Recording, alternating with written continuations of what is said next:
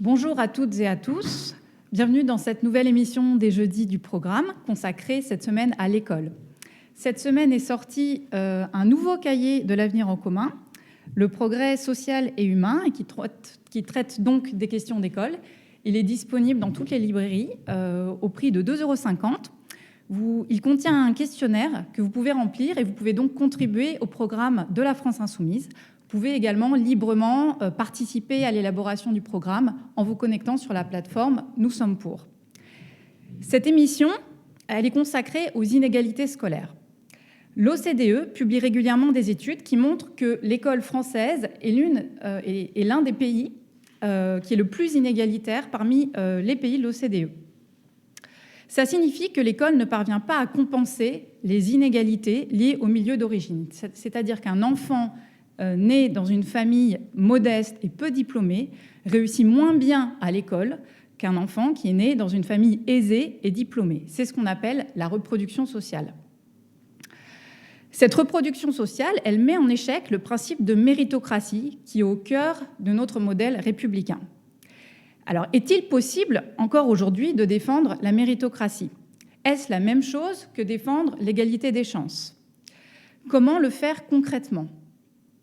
Pour évoquer ces questions, interroger leur pertinence aujourd'hui, mais aussi les placer sous l'angle de l'actualité avec la crise sanitaire et les conséquences sur les apprentissages des élèves, j'ai le plaisir d'accueillir 3 invités qui participeront donc à cette émission.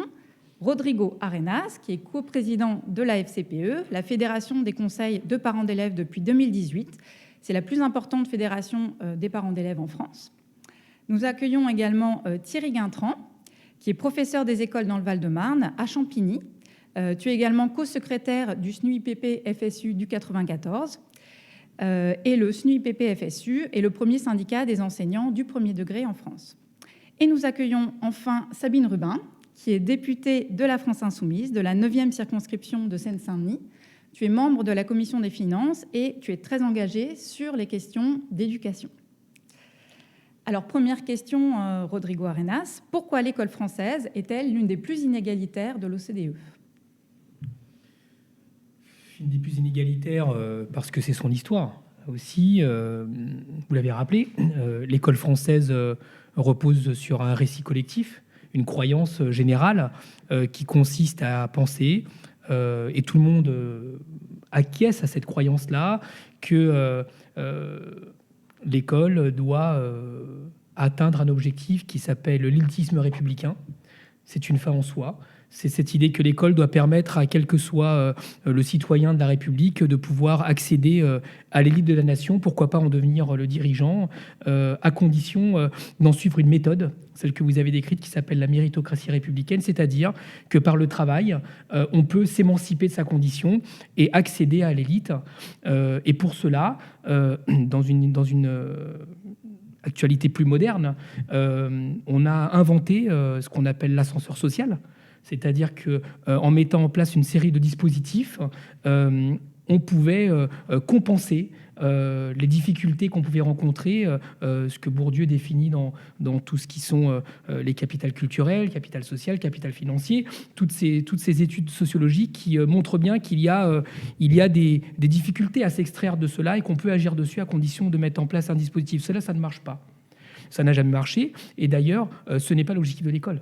L'objectif de l'école est celui aussi de la société française, qui consiste à organiser une sorte de darwinisme scolaire pour préparer les enfants, les futurs adultes, à une sorte de darwinisme social dans lequel, à travers les examens, à travers le passage dans les classes supérieures, finalement, ne s'en sortiront que les plus méritants.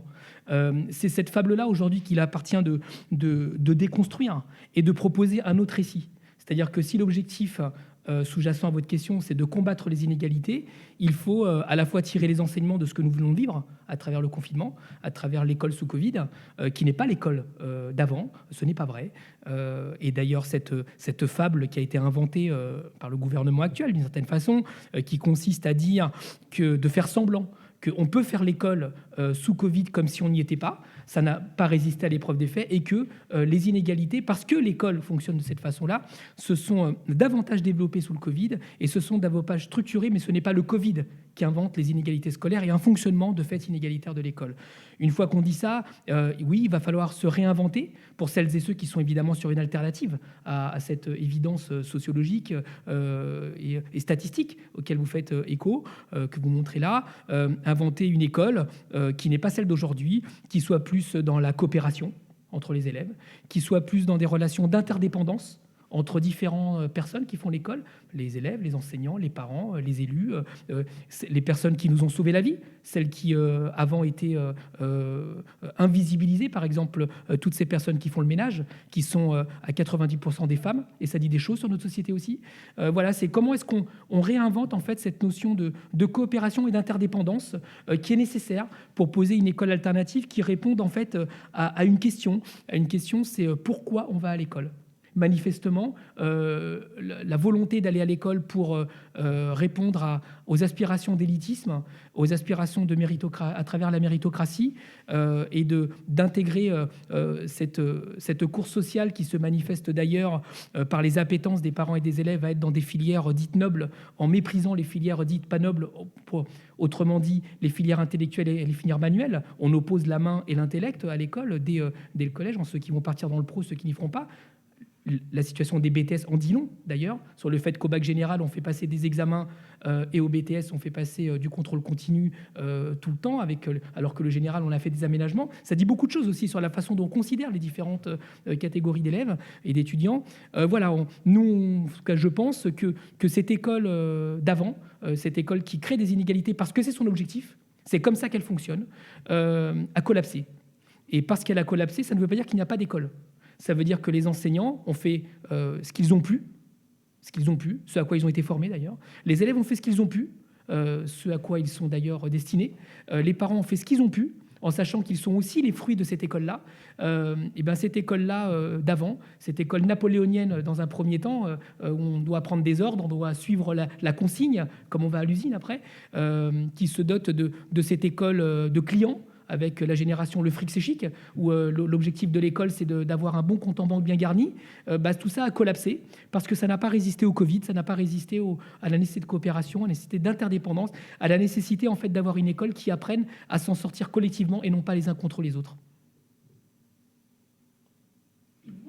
Thierry Guintran, est-ce que vous pensez qu'il y a une école d'avant et que le Covid réinterroge les pratiques, par exemple, des enseignants et ce qui se passe à l'école?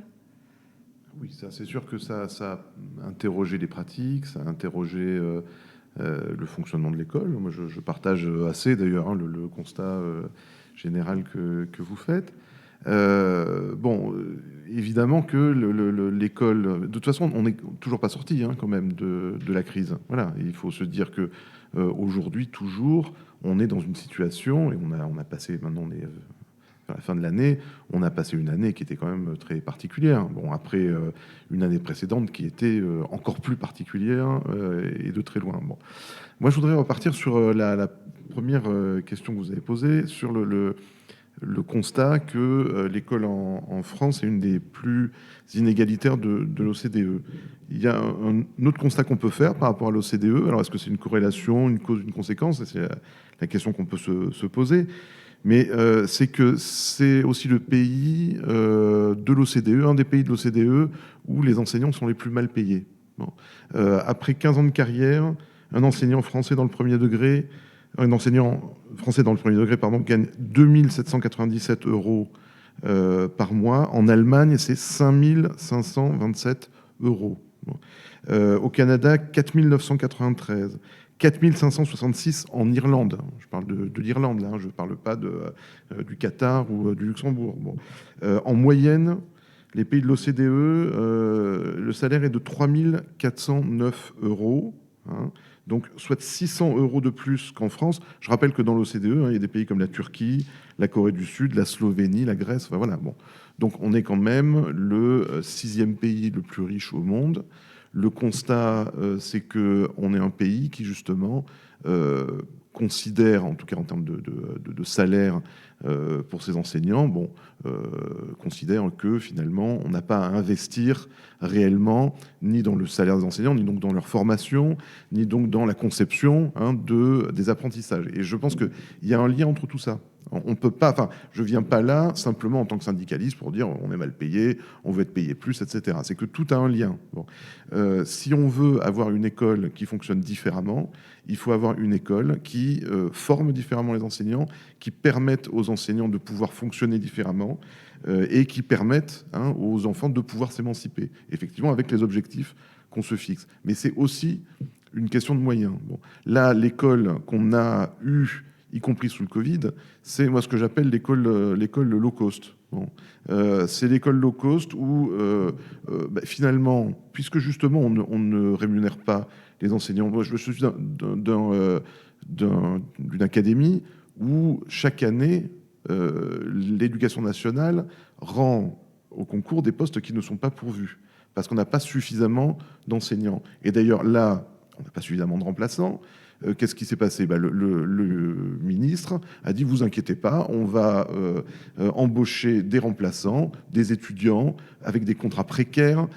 Jusqu'à il y a quelques jours, c'était des contrats qui devaient s'arrêter fin mai, alors qu'ils s'étaient déjà arrêtés fin décembre. Enfin, voilà, n'importe quoi. Rien, par ailleurs, n'a été planifié depuis le début de la pandémie au niveau de l'école. Mais on voit bien derrière la conception de tout ça. C'est que, après tout, si à partir du moment où on pouvait accueillir les enfants à l'école, c'était bien l'essentiel, et la question des objectifs scolaires passait totalement dans un deuxième temps. Mais d'un certain point de vue, c'est un peu comme ça tout le temps. C'est-à-dire que la conception qu'a M. Blanquer de l'enseignant, c'est que finalement, un peu n'importe qui pourrait être enseignant à partir du moment, sans formation, je veux dire, que ça s'apprenne et que n'importe qui, effectivement, puisse être en capacité d'apprendre ça, oui, le métier.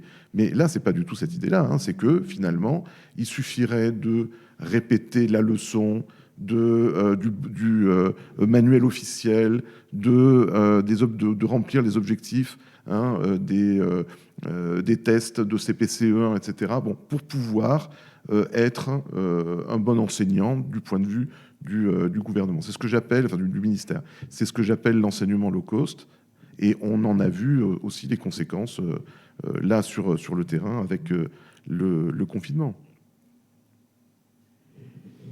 Sabine Rubin, l'enseignement low cost, l'école low cost, et notamment pendant la crise sanitaire, vous l'avez dénoncé ? Oui, bien sûr. Alors là, je souscris à tout ce qui a été dit, aussi bien dans les ambitions de ce que devrait être l'école, et aussi sur cette question des salaires et aussi de la formation des enseignants. C'est évident que j'avais pris ce terme low cost à propos de l'inclusion scolaire et de la façon dont on traitait les AESH, mais c'est vrai aussi à propos des enseignants. C'est vrai que c'est les moins bien payés, notamment dans le primaire, mais je dois avouer qu'il y a des inégalités, là encore, de salaire entre les enseignants du primaire et les enseignants du secondaire. Il y a des inégalités à tous les étages. Mais bien sûr que je souscris à cette nécessité d'avoir des enseignants, de dire que l'enseignant, enseigner est un métier. J'avais interrogé Véronique Decker, qui était un peu célèbre, puisqu'elle a souvent défendu la pédagogie Freinet, mais indépendamment de ça, elle m'avait donné cet exemple. Un enseignant est formé en 1 an et demi. Un boucher qui coupe la viande, c'est 2 ans un minimum pour avoir son CAP. Voilà quand même. Donc la personne qui est censée s'occuper de l'esprit d'un enfant, d'avoir la diversité des pédagogies possibles ou de la didactique quand on est un enseignant d'une discipline. Eh bien, tout ça, c'est effectivement, ça s'est complètement perdu, parce qu'avant, je rappelle qu'avant, c'était 3 ans quand même, l'école pour former des enseignants. 3 ans. C'était pas 1 an en alternance. Voilà. Donc, de façon plus globale, Monsieur Blanquer aggrave en fait cette situation, mais qui existe, enfin qui lui préexiste malheureusement, et qui consiste à effectivement faire un peu ce que des gens comme Chomsky ont pu dire, c'est-à-dire que on délite complètement un service public complètement. Voilà. De sorte que tout le monde s'oriente vers le privé. Enfin, moi, j'informe tout de suite. Dans le privé, c'est pas mieux. Les professeurs sont pas mieux payés, etc. Sauf qu'il y a d'autres conditions, d'autres moyens, une sélection des parents, une sélection des élèves. Et ça, c'est d'autres thèmes qui ont à voir avec l'inégalité. Maintenant, pour revenir à ce sujet de l'égalité, parce qu'il faut quand même bien le cerner. C'est vrai que je pense que la France hérite de son histoire. La politique éducative, c'est vraiment vraiment très politique en ce sens que c'est associé à un projet de société. Quand on a eu le projet de société au siècle des Lumières, les gens se demandaient est-ce qu'il faut former tout le monde? Les femmes, il y a une inégalité de genre aussi. Longtemps, on s'est demandé si les jeunes filles devaient être éduquées. Donc, c'est vraiment un projet de société. Et si on est arrivé, effectivement, à une démocratisation, en tout cas une massification de l'enseignement, c'est-à-dire qu'a priori, tout le monde peut accéder à l'école, en tout cas jusqu'au lycée. Bon. Les inégalités se font à l'intérieur même du système scolaire maintenant. C'est-à-dire que tout le monde a accès à l'école, mais pas à la même école, pas aux mêmes conditions d'école. Et je prends cet exemple qui est issu du rapport. Moi, je suis donc élu du 93 de Seine-Saint-Denis. Il y a eu un rapport qui a été fait effectivement sur la discrimination en Seine-Saint-Denis et qui fait valoir que le plus doté des lycées de Seine-Saint-Denis est moins bien doté que le moins bien doté de Paris. Voilà. Donc, il y a aussi des différences en termes de moyens investis sur les cités. Donc, l'inégalité se fait aussi donc par des choix, par le territoire, par les moyens mis sur des territoires, par la qualification des professeurs, et bien d'autres facteurs également, par la formation des enseignants, puisqu'effectivement, un des écarts est lié à la formation des enseignants. En Seine-Saint-Denis, les enseignants sont jeunes, débutent, mal payés. Voilà. Là où précisément, il faudrait des gens armés avec une expérience, un savoir-faire, etc. Donc voilà, ces inégalités se nichent partout. Et je pense que c'est les politiques mises en place par M. Blanquer, d'ailleurs, prenons sa politique.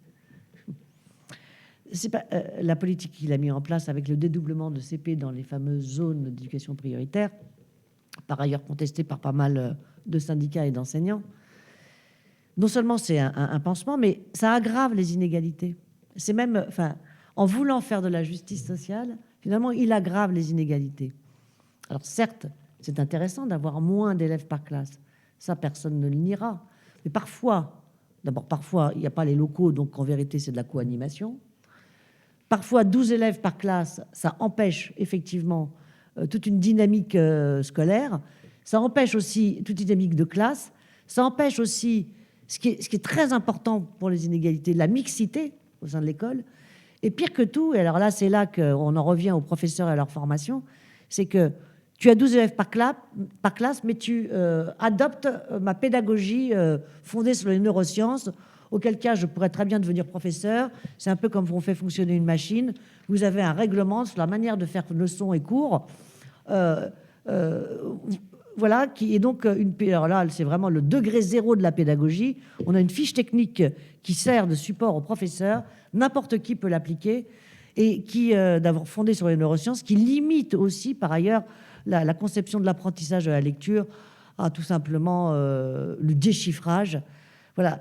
Et donc, c'est le déchiffrage pour les uns, finalement, dans les classes et où, effectivement, il y a des difficultés scolaires, et pour les autres, l'apprentissage plus global de la lecture. Donc, voilà comment, d'un côté, on a la communication sur la justice sociale qui se transforme, finalement, en accentuer des inégalités.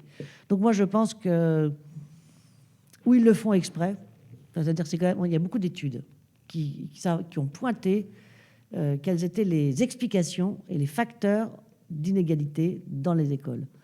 Je ne comprends pas pourquoi les politiques ne s'en saisissent pas, vraiment, pour prendre des mesures à la hauteur pour résoudre ce problème qui est vraiment, on va dire, presque structurel, ou en tout cas qui est un legs de l'histoire, quoi, de l'école en France, en tout cas. Sabine Rubin évoquait les différences entre les territoires. Et Rodrigo Arenas, comment est-ce qu'on peut lutter contre la ségrégation scolaire et favoriser la mixité sociale? C'est pas le job de l'école de faire ça. L'école, elle est au service d'un projet de société, elle est au service d'un projet collectif. Blanquer, vous savez, c'est un moine soldat. Il est là pour mettre en œuvre une école qui correspond à un modèle de société qui a été porté d'une façon ou d'une autre. Bon, il ne m'appartient pas de juger ici la façon dont Emmanuel Macron a accédé à la présidence de la République, mais il porte un projet de société. Et donc, il faut l'école qui va avec. Aujourd'hui, dans ce projet-là, où le futur parent, le futur citoyen qui aujourd'hui est à l'école doit devenir un consommateur, mais non pas un consommateur comme dans les années 80, un consommateur connecté, nécessite de faire changer l'école. Donc il la change d'abord avec des politiques marketing très offensives vis-à-vis des enfants. Sabine Rubin évoquait par exemple la question des 12 élèves par classe, mais au-delà de ça, c'est la question par exemple de l'utilisation de l'outil numérique.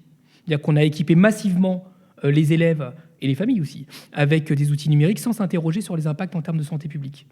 On considère en France qu'un enfant qui va sur Snapchat, sur Facebook, Facebook c'est les plus vieux maintenant, on le sait, il y a des études qui ont été faites justement là-dessus, mais sur les réseaux sociaux, c'est-à-dire ceux qui sont des utilisateurs d'outils de divertissement digitaux, mécaniquement, naturellement, ce qu'on appelle les digital natives, sont aussi des élèves qui savent utiliser un tableur, un traitement de texte ou un explorateur ou un moteur de recherche. Non, la réponse est non. Parce qu'on parle d'une technologie. C'est-à-dire qu'aujourd'hui, la France a fait le choix d'équiper les enfants massivement sans se poser la question, par exemple, des impacts sur la myopie des enfants, alors qu'il y a des études qui existent en Asie du Sud-Est, dont les parents peuvent avoir des amendes s'ils mettent les enfants trop longtemps sur les écrans. En France, non. On n'y a pas ce recul-là. Et pourtant, les études existent. Les pédopsychiatres écrivent là-dessus, ils le disent.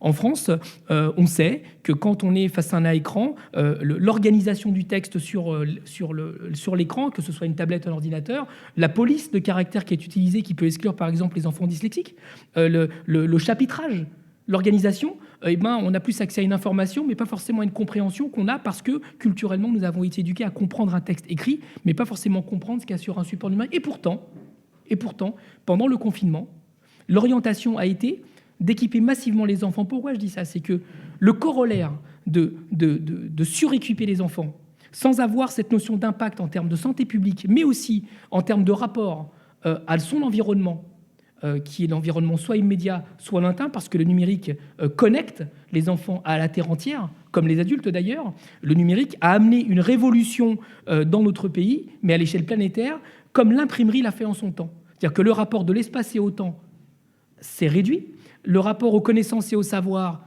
a changé, et ça bouscule l'enseignant. L'enseignant n'est plus dans un rapport d'érudition.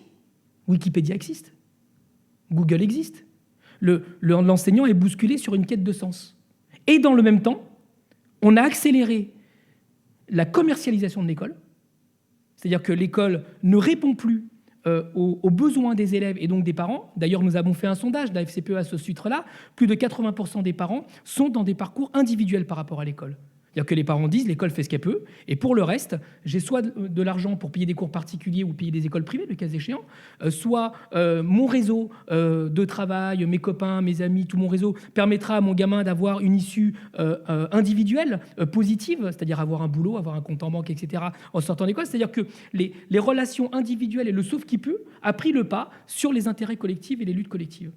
C'est ça que nous vivons. Et le corollaire de ça, c'est qu'il faut prolétariser l'enseignant. Il faut le prolétariser. C'est une obligation dans ce système-là.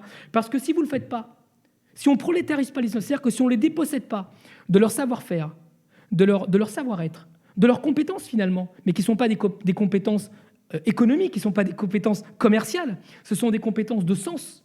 C'est-à-dire que les enseignants sont les bergers de lettres de nos enfants. Si on ne les dépossède pas de cela, c'est-à-dire si on n'automatise pas leur métier à travers des applications qui sont sur des outils numériques, ça ne peut pas fonctionner.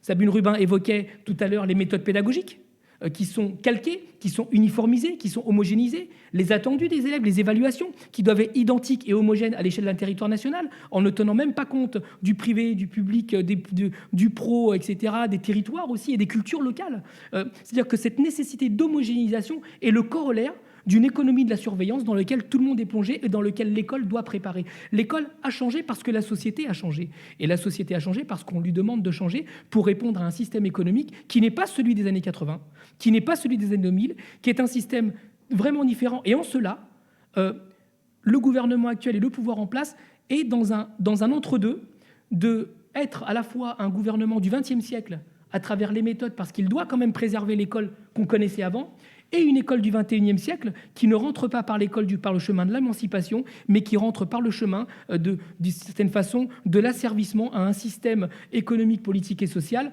qui aujourd'hui doit être enseigné, porté par l'école et qui provoque une vraie souffrance. Une souffrance pour les enseignants parce qu'ils sont dépossédés de leur métier, ce que dit Sabine Rubin. On tend aujourd'hui, en prolétarisant, à transformer un métier en emploi, ce que disait Thierry, c'est-à-dire de prendre des enseignants qui n'ont pas la formation d'avant, qui n'ont pas les critères d'avant, que ce soit pas les critères d'avant, c'est pas très grave.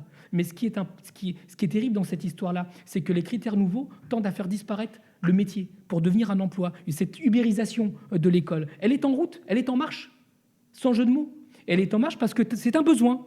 Parce que c'est un besoin du système économique dans lequel on veut se mettre en place. Et l'école est au service de ça, comme auparavant, l'école formait les travailleurs, comme auparavant, elle formait les consommateurs, et aujourd'hui, elle doit former les futurs consommateurs et lecteurs, que vous appelez ça comme vous voulez, connectés, parce que le numérique a occupé tous les pans de la société. Donc, il y a des alternatives à ça.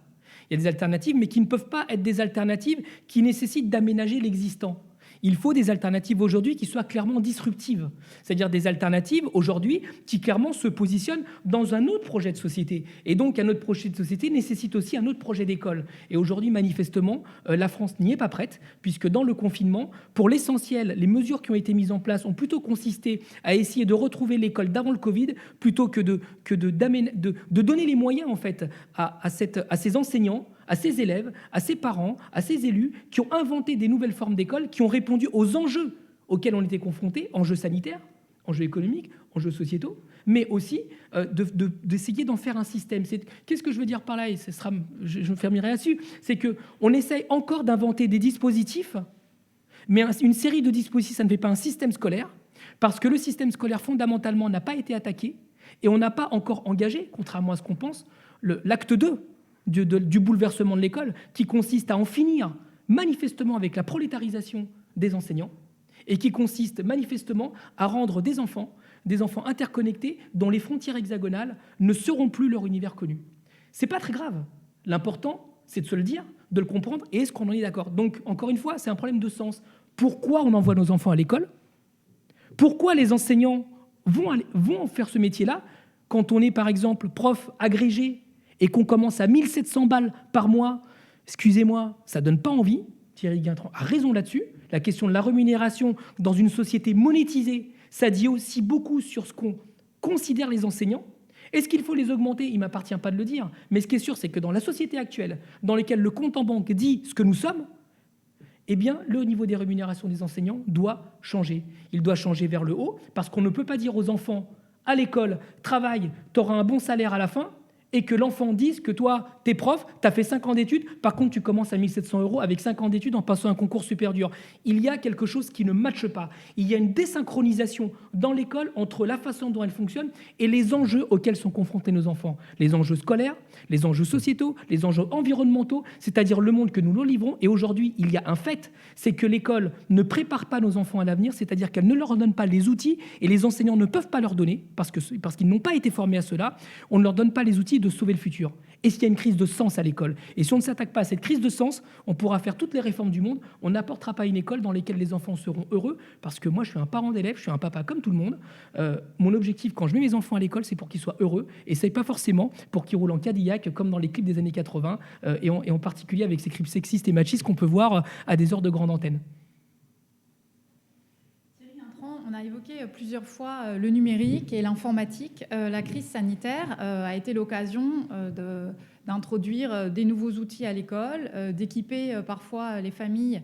Est-ce que ça a profondément bouleversé la façon dont on fait classe? Et est-ce que parfois on a présenté l'outil numérique comme une façon de résoudre les inégalités scolaires? Qu'en pensez-vous? Alors, bon, avant, je voudrais juste quand même rebondir sur deux, trois choses là dont on a parlé, parce que bon, sinon on va juste enchaîner les questions. Je pense que c'est intéressant effectivement aussi voilà, qu'on ait un échange entre nous. Mais d'ailleurs, je pense qu'il y a le constat, il est vraiment partagé. Hein. Sur la question des salaires, d'ailleurs, bon, j'y reviens pour finir là-dessus. Enfin, 150% d'accord hein, avec vous sur les AESH notamment. Enfin, c'est une honte absolue, hein, la situation des donc auxiliaires hein, qui travaillent avec les enfants porteurs de handicap dans les écoles, qu'on appelait auparavant les AVS, maintenant ça s'appelle les AESH, payer 700 € par mois pour des temps partiels imposés. Tout ça, c'est à l'école publique. Hein. Bon, avec des contrats qui sont renouvelés tous les ans, bon, qui peuvent éventuellement aboutir à un CDI enfin, après 6 ans, mais toujours payé 700 € par mois. Bon, enfin, je veux dire, là, c'est vraiment une honte totale. Dans laquelle finalement, c'est l'exemple extrême, on va dire, de ce que vous étiez en train d'évoquer. Bon. Après, sur la question des dédoublements, bon, nous, au SNUIPP, on a compté les postes. Hein, il aurait suffi de 3500 postes de plus au niveau national pour limiter pour tous les niveaux de classe en éducation prioritaire les effectifs à 20. Limiter les effectifs à 20 pour tous les niveaux de classe. Bon. Parce que, évidemment, on voit bien derrière la logique, alors là, uniquement sur le plan pédagogique, hein, la logique extrêmement étapiste de l'apprentissage de la lecture qui a à dédoubler les CP et les CE1 uniquement. Bon. Avec moi j'étais en CE1 l'année dernière, bon, donc je peux le dire, j'ai des CM1 cette année, mais en CP une vision, mais alors comment dire, où il faut, enfin où il y a le manuel quasi obligatoire, on en a deux nous dans le Val-de-Marne. Bon, sorti de là, c'est péché de faire autre chose. Bon, en tout cas c'est le cas dans plein de circonscriptions. Bon. Voilà, avec dans plein d'endroits des méthodes de lecture qui sont imposées. Bon, et surtout, tout ça s'est fait avec la disparition des plus de maîtres que de classe. Les plus de maîtres que de classe, je rappelle que c'était un dispositif qui permettait justement de travailler en équipe au sein des écoles. Nous, dans le Val-de-Marne, tous ces postes-là ont disparu dès la première année parce que les dédoublements en CPCE1 ont été faits par ailleurs sans créer... Enfin, là aussi, tout se tient, sans créer les postes supplémentaires nécessaires, parce que par ailleurs, il y avait des problèmes de recrutement dont on parlait tout à l'heure. Enfin voilà, donc on s'est retrouvé à sacrifier quelque chose qui fonctionnait, qui n'a même pas été évalué par le système, bon, par l'éducation nationale, alors qu'on voyait bien sur le terrain que ça fonctionnait, que ça permettait aux équipes de pouvoir échanger, aux collègues de CP de travailler ensemble, les collègues de CE1 de travailler ensemble, les collègues du cycle 2 de faire des projets ensemble avec un collègue qui pouvait justement intervenir sur un projet qui pouvait faire cohésion, etc. Bon, tout ça a été liquidé pour mettre en place, à marche forcée, les CP-CE1 dédoublés qui n'ont été... Enfin, alors, évidemment, moi, comme j'ai dit, j'étais en CE1 l'année dernière, c'est toujours mieux d'avoir un petit groupe que d'avoir un grand groupe. Hein, ça, c'est évident, hein, y compris pour les enfants. Bon, d'ailleurs, c'est d'abord pour les enfants, mais bon, d'ailleurs, c'est le seul élément positif de cette affaire, il me semble, hein, c'est d'avoir dit, bon, il y a vraiment, là pour le coup, c'est le constat qui avait été fait par le ministre, là, qu'on partage. Bon, il n'en a pas tiré les mêmes conclusions, mais c'est qu'il y a un désinvestissement qui était massif pour les écoles d'éducation prioritaire. Et qu'effectivement, il fallait donner une priorité aux écoles d'éducation prioritaire. Et ça, pour le coup, c'est le seul élément positif. D'ailleurs, c'est le seul truc qu'ils agitent tout le temps. Hein. Je ne sais pas si vous avez remarqué dans les plateaux de télé, etc. Dès qu'on demande, bon, alors, le gouvernement, enfin, le macronisme, c'était à la fois gauche et droite. Bon, ben, enfin, un peu de ci, un peu de ça. Oui, la preuve quand même qu'on fait du social, c'est les dédoublements de CPCE1. C'est à chaque fois le gimmick qui revient, bon, pour montrer qu'il y a une espèce d'engagement social du gouvernement. Bon, on voit bien les limites de l'exercice. Bon, donc j'ai dit, hein, volonté d'imposer des méthodes. il faut se dire qu'aussi, en France, on a justement une richesse d'avoir des écoles primaires qui justement travaillent sur la base des conseils des maîtres, sur la base d'équipes, et pas sur la base de leçons qui sont écrites ailleurs que dans les écoles, avec des supérieurs hiérarchiques qui diraient voilà telle manière. Je rappelle que, par exemple, il y a des pays comme en Grèce, les leçons sont écrites pour les enseignants et l'avancée dans le programme doit être la même dans toutes les écoles de Grèce. Bon, nous, en l'occurrence, en France, on n'a jamais fonctionné de cette manière-là. On a toujours, et heureusement, hein, et ça c'est vrai depuis le début du XXe siècle, depuis même la fin du XIXe siècle, l'idée que ce qui est la richesse justement de l'école pour les enseignants, c'est justement le collectif des conseils des maîtres qui sont en capacité, justement, parce qu'ils ont une formation, de pouvoir mettre en place des projets, de pouvoir réfléchir à leur propre pratique et mettre en œuvre justement des choses qui vont permettre aussi de capter l'intérêt des élèves. Alors je voudrais rebondir sur ce que vous disiez à juste titre, parce qu'effectivement, là, jusqu'à présent, j'ai parlé de défendre l'école et de donner plus de moyens. Mais il faut aussi la transformer, l'école. Ça, c'est une évidence. Et ça va permettre de répondre à votre question sur le numérique et l'école aujourd'hui. Moi, je pense que l'école doit effectivement transformer sa pratique. Enfin, on pense au SNUIPP que l'école doit transformer sa pratique vers une école coopérative. Voilà. Des classes coopératives qui permettent justement d'aller vers... Alors, on le sait dans le quotidien de nos classes, hein, c'est un horizon parfois difficilement atteignable pour tout, hein, mais tendre vers une école, une classe où on apprend en produisant. Voilà. En produisant des textes, en produisant un journal de classe, en faisant des exposés, en produisant des objets. Bon. Et moi, je partage tout à fait hein, le constat qu'on a effectivement, en termes là, pédagogiques, hein, une école qui est... Alors, en partie, bon, moi je suis enseignant dans le premier degré, je ne vais pas parler au titre des enseignants du second degré, mais effectivement, on le voit par exemple en SECPA, puisque là c'est des collègues hein, du premier degré qui y travaillent.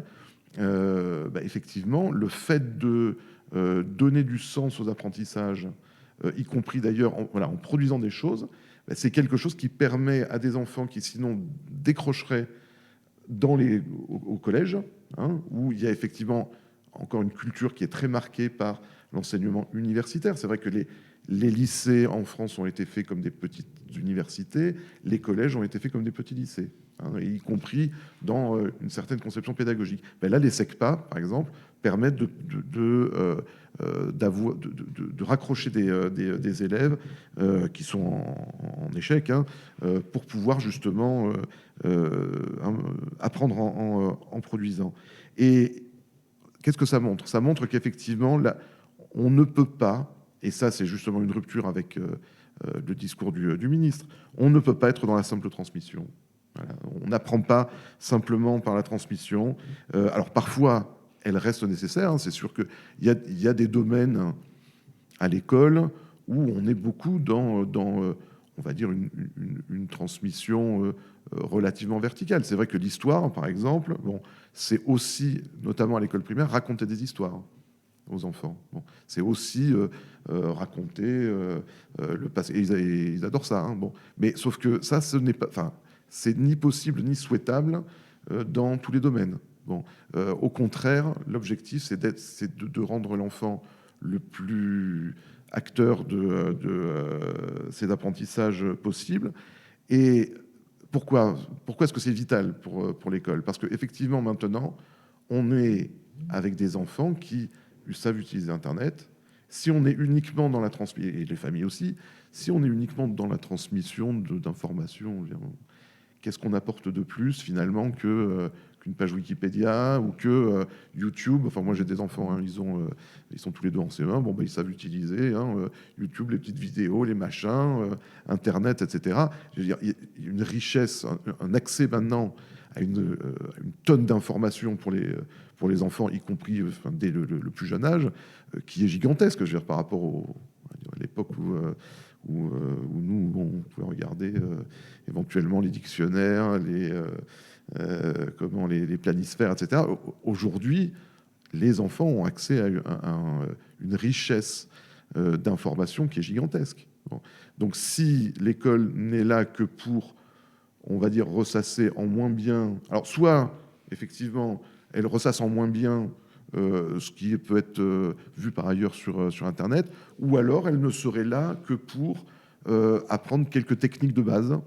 Effectivement, annonner, lire, ça fait bas, et machin. Bon, et puis la lecture, ça s'arrêterait là. Non, la lecture, c'est comprendre, et l'école, elle doit être là pour apprendre à comprendre les informations, justement, qui, sinon, vont submerger les enfants. C'est là le lien avec ce que vous disiez sur la question du numérique. Le problème est... Alors bon, après, moi, je ne suis pas médecin, mais le problème ne semble pas tellement être on va dire, est-ce qu'il faut utiliser ou pas des outils numériques, mais comment est-ce qu'on les utilise, comment est-ce qu'on apprend aux enfants à les utiliser pour justement être dans une démarche d'apprentissage. Sabine Rubin, tu veux réagir à ça? Il y a eu beaucoup de sujets qui ont été abordés. Quel est le rôle de l'enseignant, le rôle de l'école, la formation des enseignants également, le rôle du numérique à l'école? Bon, déjà, je voudrais raconter une anecdote à propos des dédoublements et qui rejoint un peu le propos de quel est le sens de l'école et à quoi ça sert. En tout cas, pour Monsieur Blanquer, je peux vous dire à quoi ça sert. Comme je vous le disais, comme il était dit, je suis à la commission des finances et j'ai eu l'opportunité d'avoir un rapport qui est rendu régulièrement dans le cadre du semestre européen, je crois, un gros rapport où sont listées toutes les lois qui doivent passer, hein, et qui ont été, on va dire, qui sont les engagements de la France à l'égard de l'Europe. Bon, d'accord. Alors j'ai ça en début de mandat, donc je regarde ça, puis je feuillette, et j'arrive au grand chapitre « Préparer les compétences du 21e siècle ». Soit. Et j'arrive, et je continue de le lire, et là, c'est à ce moment-là que je vois qu'il y a c'est pas une loi, mais enfin en tout cas cette réforme, cette mesure de dédoublement du CP. Donc il faut bien comprendre que le dédoublement du CP, devoir fait, la réforme du baccalauréat, etc., tout ça s'inscrit, pour M. Blanquer, dans le cadre de préparer les compétences du 21e siècle. Enfin, moi, je trouve que c'est un peu lointain, hein, entre ce qu'on va faire au CP et le 21e siècle, les compétences du 21e siècle, quand on ne connaît même pas les emplois de demain. Mais enfin, bon, pour vous dire vers où s'oriente. En effet, peut-être qu'on fabrique, en apprenant aux gens à annonner et non pas à savoir lire, en tout cas pour certaines populations, on leur apprend à être ceux qui vont annonner demain pour aller faire je ne sais quel métier. Voilà, enfin, c'est un peu cet esprit. Bon. Après, sur le thème de l'école. En effet, l'école doit à la fois correspondre au projet de société que l'on a. Et là, je parle en tant qu'élu France Insoumise. Moi, j'ai bien compris que notre projet, il était républicain, hein, c'est-à-dire en reprenant liberté, égalité, fraternité, parce que tous les mots maintenant perdent de leur sens. Et dans ces mots-là, il y a le mot égalité, c'est-à-dire c'est quoi une société où c'est égalitaire. Alors, il n'y a pas que l'école qui peut faire ça, c'est-à-dire que cette réflexion doit être menée, mais elle doit aussi mener dans l'école, d'une part. Et par ailleurs, je pense que l'école peut préparer à ça. Donc, l'égalité, c'est vrai que ça interroge tout ce qu'on a vu et tout ce qu'on pourrait, et tout ce que je peux de nouveau citer. Donc, l'école, c'est vraiment pour moi le vecteur c'est non seulement la traduction d'un projet politique où l'égalité est fondamentale, est un des principes respectés, mis en acte, et non pas simplement un principe qui est simplement au fronton et qui perd son sens. Enfin, l'égalité, ça a du sens. Ouais, quand même. Traiter les gens de façon égale, ça a du sens. Bon, voilà. Et donc, et je pense que l'école, un projet d'école peut aussi transformer ce rapport à la société. Voilà, enfin, je veux dire, les deux, pour moi, les deux s'alimentent. Dans les écoles où on apprend à être coopératif, parce qu'il existe des écoles coopératives, ça donne des citoyens différents. Dans les écoles où il n'y a pas de notes, ça donne des citoyens différents aussi. Donc, C'est pas comme si on ne savait pas ce qu'il ne faut pas faire. Bon. Alors, effectivement, je voudrais reprendre un slogan qui est que, puisqu'on parle de pédagogie, pour moi, la pédagogie, c'est politique. On a connu des Freinet qui ont imaginé une politique précisément coopérative, précisément, que sais-je encore, après la Première Guerre, pour, en effet, c'est préparer à une autre société. Donc, la pédagogie est politique au sens noble du terme, pas les histoires politiciennes. Donc, c'est très important. Effectivement, je reviens à la formation des enseignants, et à cette école coopérative dont il était question, mais à la formation des enseignants de façon globale pour avoir accès à l'ensemble de ces pédagogies. Voilà. Ensuite, il y a quand même des solutions, parce que c'est pas comme si la recherche, parce qu'aussi en France, on est spécialiste en recherche sur l'éducation. Alors ça, on a des centres de recherche qui travaillent et on se demande à quoi ils servent. En tout cas, ils servent visiblement pas à inspirer les politiques. Pour autant, de ce que j'ai pu lire, moi je lis un peu, voilà. Donc, et puis non seulement je lis, et puis je consulte, mais on a très bien ciblé quels étaient les facteurs qui expliquent les inégalités. Alors, il y a le fameux Bourdieu, effectivement, une vision marxiste, etc. Les contenus qui remet en cause aussi bien, d'ailleurs, qui parle de cette école bourgeoise, qui est là pour reproduire, où il cible précisément les origines de l'inégalité. Alors, je reprends ma fiche, parce que voilà, c'est par exemple le contenu, le contenu de l'enseignement, enfin les contenus qu'on apprend, ça peut être bourgeois, par exemple, donc ça peut interroger quel type de contenu on a. D'ailleurs, au passage, c'est vrai qu'il y a beaucoup de gens qui militent, vu les problèmes aussi en matière d'écologie, on pourrait voir s'il ne pourrait pas avoir des contenus sur l'écologie plus importants, ce qui interroge les programmes. Enfin, c'est une aparté, mais enfin pour dire, les contenus scolaires, mais aussi les notes, les concours, les diplômes qui hiérarchisent, voilà un peu. Donc voilà les axes de réflexion, hein. Si on prend Bourdieu, voilà les axes de réflexion qui seraient à mener si on voulait travailler sur une école égalitaire. Et on pourrait travailler aussi sur l'évaluation. En quoi l'évaluation, est-ce qu'elle est positive, pas positive pour l'enfant? Bon, voilà. Ensuite, il y a des connaissances aussi psychologiques sur le développement psychologique de l'enfant. Et d'ailleurs, on peut féliciter effectivement Blanquer d'avoir aussi rendu obligatoire l'école à 3 ans. On est aussi d'accord. Bon. Parce qu'on s'aperçoit que le contexte familial favorise ou non des aptitudes, développe des compétences un peu fondamentales qui sont ensuite requises à l'école. Alors, plus l'enfant peut aller tôt à l'école, plus finalement il peut avoir un socle intéressant qui lui permette d'acquérir des aptitudes qui sont celles réclamées à l'école, quand bien même j'entends bien que celles réclamées à l'école peuvent être aussi réexaminées.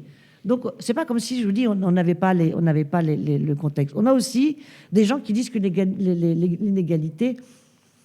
inégalités se créent par le contexte. Le contexte, c'est le professeur. Il y a des profs qui enseignent mieux que d'autres. On revient à la formation.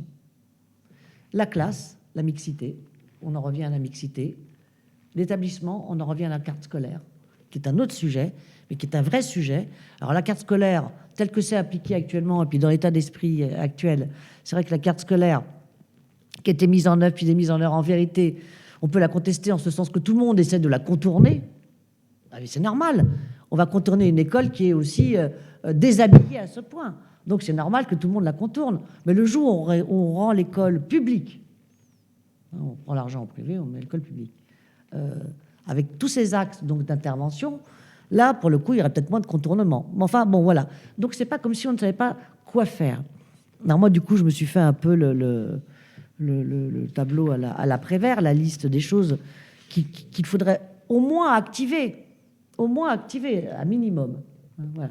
Alors après, on peut effectivement entamer toutes ces réflexions sur les contenus, le type de pédagogie, est-ce que le prof transmet pas. D'ailleurs, à ce propos... Là, j'ai travaillé avec une chercheuse, Dominique Bucheton, avec qui j'ai mené de nombreux entretiens auprès de chercheurs, de profs et d'autres, voilà, qui a écrit un livre sur les gestes professionnels dans la classe et leur implication et leur impact sur effectivement le niveau des élèves. Bon, donc, et effectivement, qui sont à revisiter. Si on veut une autre école, probablement avec le numérique et tout ce que vous avez évoqué, probablement qu'il faut un autre type de prof, pas un autre type de prof, mais enfin un autre type d'enseignement, enfin adapter ses pratiques, hein, voilà. Mais donc, moi, j'ai fait un peu la liste. Hein, voilà. Il ne faut pas oublier que depuis 2007, avec Sarkozy, il y a eu 70 000 profs en moins, je crois. Hein, c'est ça, 80 000.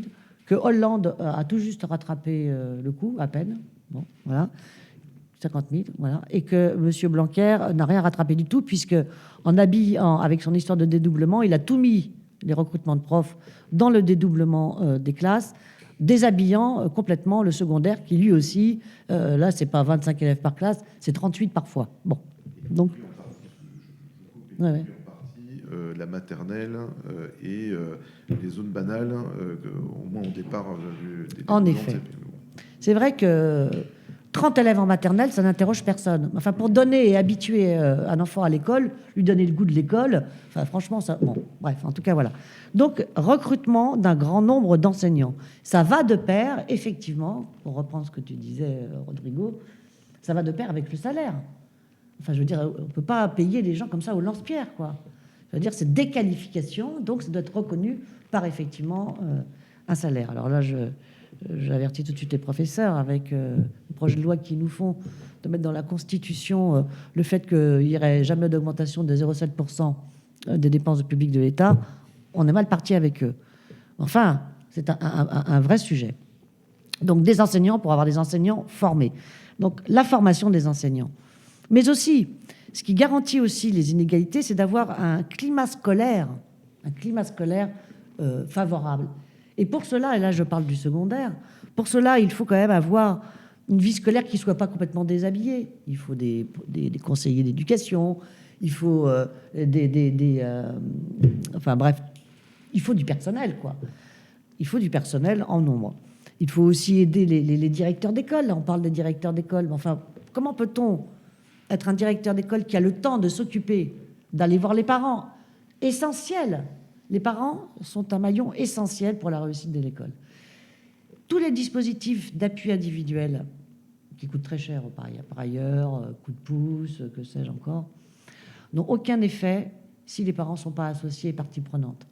Donc, amener les parents dans l'école, ça prend du temps. Ce n'est pas des heures supplémentaires qu'il faut donner aux profs, il faut au contraire les décharger. Il faut aussi décharger les directrices d'école d'un boulot de paperasserie, de bureaucratie sur lequel elles croulent. Donc il y a besoin de leur donner des bras droits pour toute l'administration et qu'elles puissent avoir vraiment un rôle pédagogique. Pareil pour l'inclusion scolaire, ça ne peut pas être du low cost. Et la formation des enseignants. Voilà, je pense que, sans parler du service d'orientation, puis bien sûr enlever le bac, là, c'est une espèce de lycée à la carte, où la carte n'est pas pareille selon le lycée, où à l'intérieur du lycée, tout le monde ne peut pas prendre le même menu. Enfin, c'est des inégalités, c'est du délitement, c'est pas pensé. Tout ce qu'a fait Blanquer, en vérité, sous couvert de liberté, sous couvert de mettre l'accent sur les injustices avec, effectivement, ce qui lui sert maintenant de hochet pour montrer qu'il est quelqu'un qui se préoccupe. Bon, voilà les mesures un peu, me semble-t-il, que l'on connaît, qu'il faudrait mettre en œuvre, et ensuite entamer toutes les réflexions nécessaires avec l'ensemble du corps éducatif pour aller plus loin, pour transformer en effet cette école. Parce que je ne pense pas qu'elle puisse se transformer, et là je finirai, je ne pense pas qu'elle puisse se transformer de façon autoritaire, comme M. Blanquer l'a fait, mais avec tous les acteurs qui la constituent, c'est-à-dire les enseignants, les parents, la société d'ailleurs, qui peut aussi parfois réfléchir finalement, et les jeunes quand ils sont susceptibles de réfléchir, notamment au lycée, plutôt que de les gazer. Je voudrais vous interroger à nouveau sur les outils qui existent pour lutter contre les inégalités scolaires. Et l'un de ces outils, c'est la carte scolaire. Donc, est-ce que ça vous semble pertinent de travailler sur cette carte scolaire? Comment faire? Comment éviter les stratégies d'évitement de certains établissements qui entraînent une concurrence entre établissements, entre écoles publiques et écoles privées également? Que pensez-vous de ces outils-là, et peut-être de façon plus courte, qu'on puisse aborder d'autres sujets également? Je pense qu'il ne faut pas confondre les contournements de cas scolaires sont inévitables du système scolaire lui-même. Il y a que dès lors qu'on organise une course sociale à l'intérieur de l'école à travers une course scolaire, inévitablement, on va essayer de choisir des établissements qui répondent à ces objectifs-là, dans lesquels, depuis plusieurs générations, tout le monde est inscrit. La question, c'est est-ce qu'on veut faire des aménagements pour essayer d'améliorer un système que je considère à bout de souffle par rapport à ses objectifs et la façon dont il les atteint, et qui d'ailleurs ne correspond pas aux besoins de notre temps, parce que ok, moi j'entends une école de 21e siècle, enfin on est quand même en 2021, ça fait 21 ans que le 21e siècle a commencé quand même. Donc à un moment donné, on va arrêter de se dire 21e siècle, on va dire maintenant comment on fait. Parce que on ne peut pas être toujours dans l'attentisme. Moi je pense aujourd'hui qu'il faut agir sur des leviers, mais agir sur ces leviers en disruption. Je ne suis pas là pour vous dire arrêtez de prendre l'option chinois et découvrez une passion effrénée de votre enfant pour le saxophone parce que ça lui permettra d'aller... Attendez, je ne vais pas, en tant que responsable d'une fédération de parents d'élèves, dire et donner les clés aux parents pour les aider à contourner... Enfin non, attendez, ce n'est pas mon job. Mon job, c'est de proposer une perspective, c'est de proposer une alternative, c'est de se dire que ce système ne fonctionne pas parce qu'in fine, ça donne une société violente. Parce que ça donne une société où on s'oppose. Parce qu'on donne une société où on cherche des boucs émissaires. On s'invente des épouvantails qui vont être responsables de tous les maux de la Terre. Donc, les cartes scolaires, je vais vous dire, c'est simple. Faire les pauvres chez les riches, on sait faire. Faire les riches chez les pauvres, mais là, c'est la guerre mondiale. Et ça, vous le voyez autant dans les quartiers pauvres que dans les quartiers riches. Il y a des ghettos scolaires aujourd'hui qui existent de par le fait. Parce que aussi, les politiques urbaines ont structuré cela. Il y a la ghettoisation sociale, ce n'est pas une invention du XXIe siècle. Les quartiers pourris dans lesquels vous avez des marchands de sommeil, ce n'est pas une invention du XXIe siècle, ça existe depuis des dizaines d'années. Donc oui, tout le monde essaye d'échapper à ça. Et il n'y a rien de plus violent pour un parent qui prend un crédit sur 30 ans pour acheter le petit pavillon de banlieue qui va bien pour être dans le collège, qui dans son imaginaire collectif, et le collège ou le lycée qui correspond à son imaginaire d'ascension sociale, et qui, parce que une majorité change la carte scolaire pour dire, tu sais, au nom de la mixité sociale, c'est trop cool. Attendez, l'autre, il a mis 300 000 balles dans un pavillon pour échapper à ça. Vous devez dire que tout le matin, il se lève pour aller bosser, pour payer ses traites, parce que c'est pas lui qui est propriétaire de son pavillon, c'est la banque. Et on lui autorise en plus tous tes efforts que tu fais, parce qu'on t'a expliqué que c'est comme ça que ça fonctionnait. Et ben en fait, c'est vain. Attendez, les gars, il va vous dire simplement, la mixité sociale, ok, mais toi d'abord. Et on s'aperçoit que ceux qui édictent les règles sont ceux qui justement contournent les... Ça peut pas fonctionner comme ça. Donc, à un moment donné, on peut pas créer une république féodale. On peut pas créer une république de contournement. Et on est dedans. Je ne vais pas revenir sur les restos clandestins, etc., mais on est encore dedans. On est encore dans c'est le sport national de contourner les règles. Donc, à un moment donné, comment est-ce qu'on rentre... Il y a des leviers pour ça. Moi, j'ai écrit, par exemple, un texte avec Philippe Mérieux, le pédagogue, qui dit clairement qu'aujourd'hui, il faut faire travailler des gamins d'âge différents dans une même classe. De niveaux différents, des lycéens avec des collégiens avec des élémentaires, et pourquoi pas des élémentaires avec des lycéens. Pourquoi ça existe dans les familles. Pendant la période de confinement, les gamins, ils ont bossé avec des niveaux d'âge et scolaires complètement différents, parce qu'il y a eu cette coopération, mais qui n'est pas seulement la coopération avec des élèves qui sont tous pareils. On est dans autre chose, le monde a changé. Donc il faut faire rentrer ça dans la classe, non pas parce que c'est une marotte, parce que c'est nécessaire et parce que c'est efficace. D'ailleurs, vous savez, il y a plus de 40% des classes dans ce pays, c'est des classes multiniveaux. On le fait dans les petites classes. Pourquoi on ne peut pas le faire ailleurs? Pourquoi est-ce qu'on oblige les enseignants du secondaire à changer d'élèves tous les ans? Est-ce qu'on ne peut pas imaginer qu'un groupe d'enseignants peut suivre des élèves tout au long du collège pendant 4 ans et les faire progresser? C'est-à-dire que la question des évaluations, la question des transmissions d'apprentissage, on n'est pas obligé de les faire dans l'année, là. Non, on a 4 ans pour le faire. On a le temps. Parce que l'école, c'est du temps.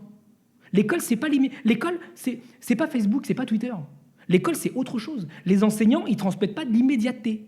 Ils transmettent du temps long, parce qu'on construit des citoyens. Donc ça aussi, c'est un autre levier sur lequel on peut aller. Par exemple, de donner le droit de vote aux enfants à 16 ans. Pourquoi? Parce que le système scolaire français, inégalité hallucinante, se sépare de milliers et de milliers d'enfants tous les ans du système scolaire sans aucun diplôme. Et quand ils sortent du système scolaire sans aucun diplôme, entre guillemets, en France, sans aucune qualification, parce que la qualification, c'est l'école qui la donne, comme si un gamin qui n'a pas de diplôme n'a pas de qualification. Si, il sait faire des choses quand même. Hein. Mais le diplôme ne l'en donne pas. Mais il a des qualifications. Cet enfant-là sort du système scolaire à 16 ans et il n'a pas de statut. Il ne peut pas voter, il n'est pas citoyen, parce qu'on vote à 18 ans. Il ne peut pas voter aux élections scolaires parce qu'il n'est pas élève. Donc il ne peut pas avoir de représentant. Il n'existe pas. Si, il est consommateur. Il peut acheter les derniers Nike à la mode. Mais il n'existe pas d'un point de vue démocratique. C'est-à-dire que cette question du droit de vote à 16 ans, ça interroge quoi? Ça interroge la question de la démocratie scolaire. Ça interroge comment est-ce qu'on redonne la place à l'élève. Un élève qui est en responsabilité et surtout un élève à qui on fait confiance. Est-ce qu'on peut avoir une école qui fait confiance à ses élèves? Aujourd'hui, la réponse est non. Sauf quand vous avez des équipes d'éducation, enseignants, direction, etc., qui sont dans ces rapports-là, qui sont dans ces rapports de démocratisation, d'autonomisation, de responsabilisation et de confiance avec l'élève. Mais des dispositifs, des expériences particulières, ça ne fait pas un système scolaire. D'ailleurs, le système scolaire français ne fait tellement pas confiance à ses enfants qu'il y a des chefs d'établissement, évidemment c'est anecdotique mais ça en dit long, qui refusent l'entrée d'une jeune fille à l'école parce qu'elle vient avec une jupe qui est jugée trop courte par la chef d'établissement. C'était la polémique sur la tenue républicaine. Mais est-ce qu'on peut arrêter de contrôler le corps des jeunes filles dans ce pays? La réponse est non. Donc voilà toutes les questions. On ne peut pas continuer comme avant. Non pas parce qu'on est des révolutionnaires fondamentaux, même si je pense qu'il faut aller en disruption, et la disruption oblige à un changement radical de l'école. Il faut la changer radicalement, parce que l'école d'avant n'est plus efficace. L'école d'avant génère de l'opposition, génère, je l'ai dit tout à l'heure, de la violence, génère le fait que, par exemple, en France, on pense que parce qu'un enfant qui a traversé des frontières n'a pas le droit à la scolarité parce que ses parents sont sans papier. Mais excusez-moi, ça s'appelle le droit international, la Convention internationale des droits de l'enfant. Nous œuvrons, la FCPE, avec d'autres réseaux, évidemment, comme RESF, etc., pour scolariser des enfants. Donc oui, cette école-là a vécu. Elle a vécu parce qu'elle ne répond pas aux enjeux d'aujourd'hui. Oui, aujourd'hui, quand on dit que les enfants sont à l'échelle du monde, grâce à l'Internet, dans un rapport extrêmement court, on peut communiquer à l'autre bout de la planète, la question des frontières n'a pas de sens en soi comme avant. La question de la régulation n'a pas de sens comme avant. Salvador Allende disait dans les années 70, puisqu'on parlait du numérique, que les multinationales s'affranchissaient du droit des États. Mais aujourd'hui, non seulement les multinationales, notamment celles des GAFA, s'affranchissent du droit des États, mais en plus, elles font le droit. C'est-à-dire qu'aujourd'hui, le droit du business, de l'économie de surveillance s'impose à une société, s'impose à des États et s'impose à l'école, comme quand des villes, par exemple, équipent des écoles entières avec un environnement Microsoft, comme si l'environnement numérique n'avait pas d'impact sur les enfants. Il faut avoir des mesures qui soient disruptives. On ne peut plus livrer l'école au business. Il faut avoir cette ambition-là, parce que si nous ne l'avons pas, ça va être extrêmement compliqué. Ça va être extrêmement compliqué parce que, qu'on soit enseignant, qu'on soit élève, qu'on soit parent, qu'on soit élu, qu'on soit député, on va tous être dépassés par cela, parce que nous sommes face à une technologie, et je ne veux pas axer tout sur le numérique, mais quand même, une technologie qui est profondément différente de celle du XXe siècle.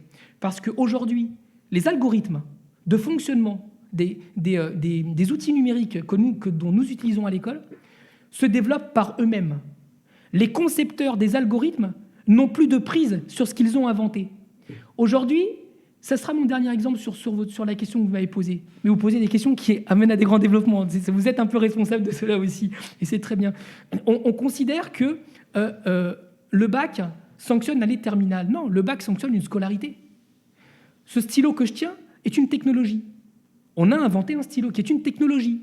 Ça n'a pas toujours existé dans l'histoire de l'humanité. Et cette technologie commence à être apprise par un enfant quand les enseignants de maternelle lui apprennent à dessiner. Les gens pensent, quand il va à l'école, que mon gamin, il a fait un dessin pour faire un truc sympa pour papa et maman, pour la fête des pères, etc., ou la fête des mères. Non, attendez, c'est plus compliqué que ça. L'enseignant, il apprend à dessiner parce qu'il apprend une maîtrise d'une technologie. Et que si l'enseignant fait mal son travail, c'est-à-dire qu'il n'apprend pas à cet enfant de maternelle à maîtriser cette technologie, mais les enseignants qui font passer le bac français ou le bac à la fin et qui n'arriveront pas à déchiffrer une copie, bon courage. C'est-à-dire qu'il y a une interdépendance qui existe de la maternelle jusqu'au lycée, et c'est cela qu'il faut prendre en compte. Le numérique est une technologie, et à la différence du stylo, où on essaye quand même de la maîtriser, aujourd'hui, la technologie du numérique est en train de nous maîtriser. Et c'est cela aujourd'hui qu'il faut influer. Et pour cela, il faut investir massivement à l'université parce que les enseignants, ce qu'ils font dans la classe, ils transmettent des savoirs et des connaissances qui sont produites par des chercheurs, Sabine Rubal le disait, et ces chercheurs-là, ils sont à l'université. Donc si on ne donne pas les moyens de l'université à la recherche indépendante de le faire, les enseignants vont être démunis et in fine, ils seront maîtrisés, dépositaires de ce que j'essayais de tenter d'expliquer tout à l'heure, peut-être de façon maladroite, d'être prolétarisés parce qu'ils seront désappropriés du sens de leur métier et aussi de transformer leur métier en emploi, comme ça existait dans d'autres pans de la société, par exemple, quand on a industrialisé les chaînes de production. Thierry Guintran, vous pouvez réagir à beaucoup de choses qui ont été évoquées par Rodrigo Arenas, mais aussi, voilà, je vous interroge aussi sur un des outils qui est à disposition du politique, qui est le travail sur la carte scolaire, Oui. et d'essayer de résoudre ce dualisme, cette concurrence entre écoles publiques et écoles privées. Eh ben, ça tombe très bien, je voulais justement intervenir là-dessus. Pour justement aller dans ce sens-là, je vais quand même revenir sur la question de départ. D'où viennent pourquoi est-ce que l'école française est aussi inégalitaire? On sait très bien que c'est d'abord l'origine sociale de l'enfant qui prédispose aux entre guillemets difficultés scolaires. Avec la question de comment on fait pour justement contrebalancer ce mécanisme, etc. Et que ça, c'est absolument déterminant dans le destin scolaire, finalement, d'un élève. Je voudrais juste rappeler qu'on est quand même dans un pays qui se glorifie d'avoir... moi, je l'apprends à mes élèves. Liberté, égalité, fraternité, c'est écrit sur le fronton de toutes les mairies et de toutes les écoles de français. Très bien. Mais on a quand même un pays qui... organise la concurrence de son propre système éducatif. C'est quand même invraisemblable. Depuis 1959, on est dans un pays qui organise avec l'argent public la concurrence de ses propres écoles publiques. Et s'organise autour de ça ce que moi j'appelle un séparatisme scolaire. Et on est avec un gouvernement qui a organisé un débat, là, justement, à l'Assemblée contre le séparatisme. Or, le premier des séparatismes en France, c'est le séparatisme scolaire. D'ailleurs, j'en profite pour dire que, en tout cas, j'ai particulièrement apprécié les interventions, notamment d'Alexis Corbière à l'Assemblée sur ces questions-là, parce qu'il mettait le doigt sur un des vrais débats qui aurait dû avoir lieu. Je ne vais pas revenir sur la question de l'Alsace-Moselle, sur la question justement du financement. Là, c'est même du culte directement, mais du financement des écoles privées. Mais ça dépasse bien justement largement l'Alsace-Moselle. C'est quand même 10 milliards d'euros par an qui sont engouffrés chaque année dans le fonctionnement des écoles privées en France. Voilà, 10 milliards d'euros par an. Et alors, évidemment, quand on voit que 95% des écoles privées sont des écoles sont gérées par des associations cultuelles, on est dans une situation où, après, bon courage pour apprendre la laïcité à l'école, quand par ailleurs, si justement les parents regardent un petit peu comment ça fonctionne, on se rend compte que l'argent public finance directement des écoles privées qui évidemment organisent une ségrégation sociale et qui par ailleurs sont gérées par des associations cultuelles. Avec liberté, égalité, fraternité et même la droite ou certains de la République en marche voudront rajouter laïcité. C'est le bal des tartuffes, sur cette histoire. Donc, nous, ce qu'on demande, c'est tout simplement, et je dis quand nous, le SNUIPP-FSU défend la fin du dualisme scolaire, la nationalisation de l'ensemble des écoles privées sans indemnité d'irachat, et que qui est tout simplement une école pour tous les enfants, qu'on n'organise pas la ségrégation sociale dès l'enfance, qu'on ne sépare pas les enfants dès la maternelle. Et d'ailleurs, je voudrais rajouter un petit élément là, par rapport à ce que vous avez dit, sur le fait que, oui, bien sûr, l'école obligatoire, dès 3 ans, en principe, on ne peut pas y être opposé, c'est plutôt positif. Ceci dit, dans l'état actuel des choses, en réalité, ça n'est, parce qu'il y avait quand même 97%, je crois, des enfants qui étaient déjà scolarisés à l'école maternelle. Donc ça a été une mesure d'affichage. Et puis ça a été une mesure pour donner encore plus d'argent aux écoles privées pour pouvoir développer des écoles maternelles privées. Avec effectivement toute une filière autour de ça. Et c'est le lien avec la question de la carte scolaire. Parce que nous, on le voit, hein, dans nos quartiers populaires, bon, moi je suis du Val-de-Marne, où est-ce qu'elle se fait vraiment, cette séparation, ce séparatisme scolaire? Bon, essentiellement à la fin de l'école primaire, au moment du collège, hein, où on voit massivement une partie des familles, et notamment justement dans nos quartiers qui sont des quartiers de mixité sociale, choisir, y compris des fois dès le CM2, voire même dès la maternelle justement en prévision du collège, hein, des écoles privées. Bon. Donc est-ce que politiquement on accepte ou pas cette situation-là? Parce que parler de carte scolaire, tant qu'on aura cette situation de concurrence et de libre possibilité laissée d'organiser cette ségrégation sociale à travers l'école privée, bon, ça n'a guère de sens en réalité. Bon, on peut toujours essayer effectivement de poser la question du busing, ça existait, hein, aux États-Unis d'ailleurs, hein, essayer de faire sortir. C'est vrai que quand on voit certains collèges qui ont été construits, moi j'ai habité longtemps à Noisy-le-Grand, donc je connais par exemple le collège Brassens, si mes souvenirs sont bons, qui est en plein milieu de la cité du Pavé Neuf. Bon, c'est compliqué d'organiser de la mixité sociale dans ces conditions-là. Bon, donc voilà comment est-ce qu'on pense effectivement aussi les écoles, enfin, la construction notamment là, des collèges et des lycées pour justement aller vers cette mixité. Ça, c'est une vraie question. Mais on va dire que d'abord, fondamentalement, il faut qu'il y ait un acte fort. C'est on ne sépare pas les enfants dès l'enfance. L'école pour tous, c'est l'école publique. Donnons-lui les moyens de fonctionner. C'est l'école de la République. Hein. Et c'est justement d'ailleurs paradoxal que ce soit, qu'on doive dire ça dans un pays qui s'est construit à partir de son école. Hein, je rappelle quand même que la République, au XIXe siècle, à la fin du XIXe, elle s'est construite grâce à son école, à la fois par l'unité de langue, hein, mais aussi sur une bataille politique qui était menée à l'époque pour tout simplement défendre l'idée même de République, qui n'était pas du tout, on va dire, garantie ou gagnée dans les consciences à la fin du 19e. Et c'est par l'école. Donc, je veux dire, là, on est dans un pays justement qui s'est construit par l'école communale. Bon. Et c'est dans ce pays qu'on a ce dualisme. Donc voilà, on pense que ça, c'est quelque chose qui... on attend en tout cas des politiques qu'ils nous soutiennent dans cette bagarre-là. Sabine Rubin, est-ce que vous voulez rebondir sur ces propositions? Bon, pour ce qui est parlé de... Je ne vais pas revenir sur l'idée de la carte scolaire.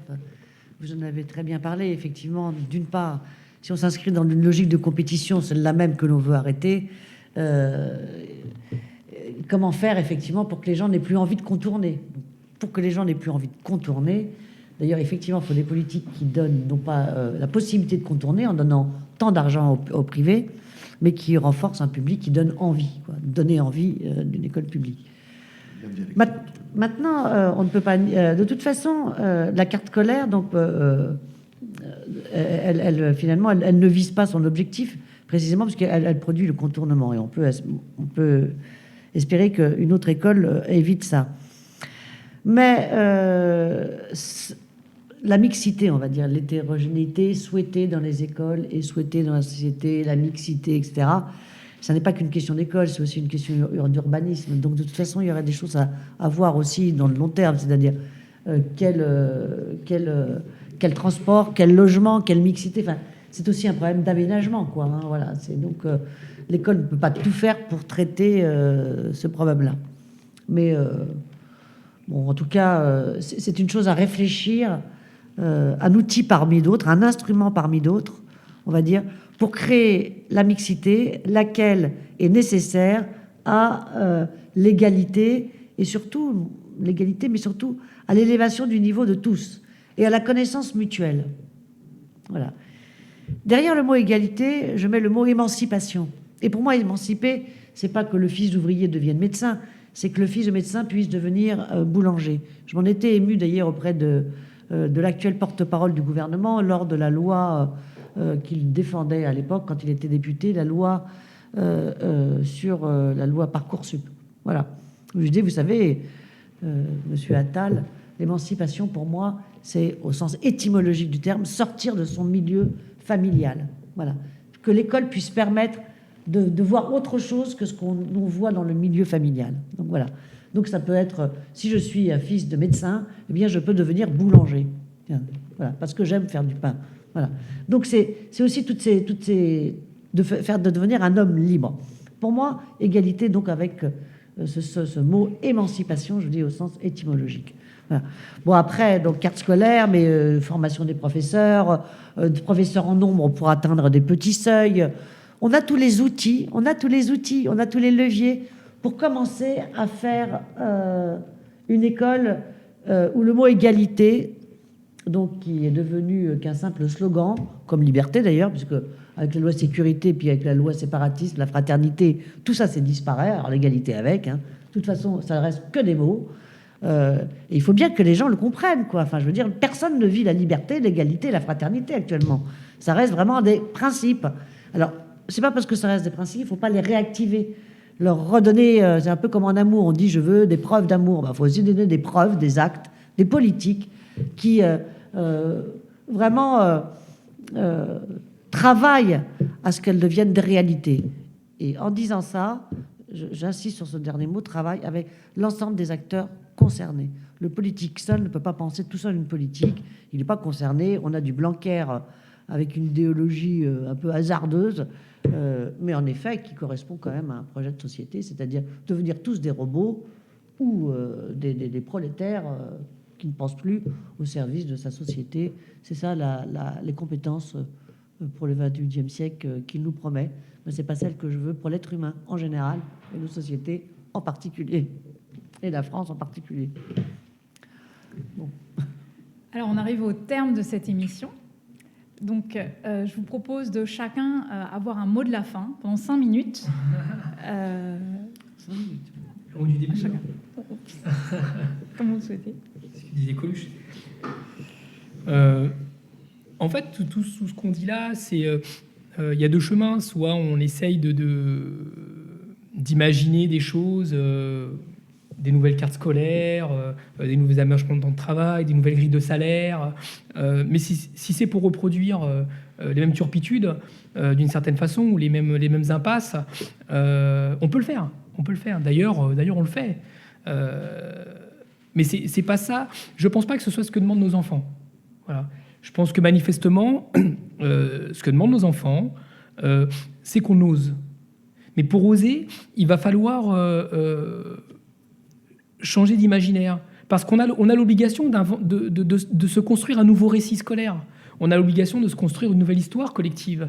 Aujourd'hui, avec les appréciations qui sont faites soit par Sabine Rubin, soit par Thierry Guintreau, que la liberté, égalité, fraternité, laïcité n'existe pas vraiment. Est-ce que si on fait argent public, école publique est un slogan de notre fédération, est-ce que ça va régler les problèmes de laïcité parce que les seules écoles laïques sont les écoles publiques?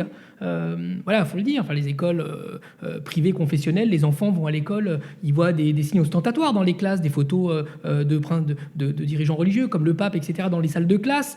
C'est ça la réalité des écoles privées.